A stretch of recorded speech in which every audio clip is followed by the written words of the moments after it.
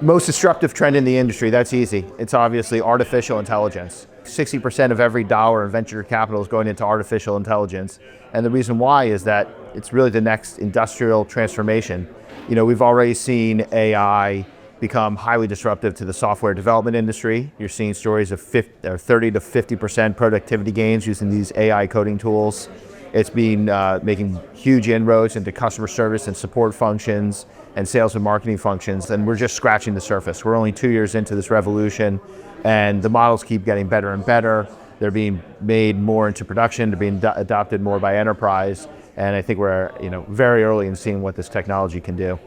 The biggest challenge facing the venture capital industry is the extreme amount of concentration.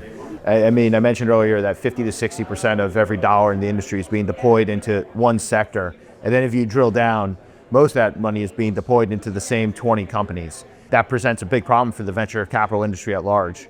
So if you're one of the top 10, 15, 20 venture firms, and one of these multi-billion-dollar venture firms that can deploy big rounds into these mega companies, that's great.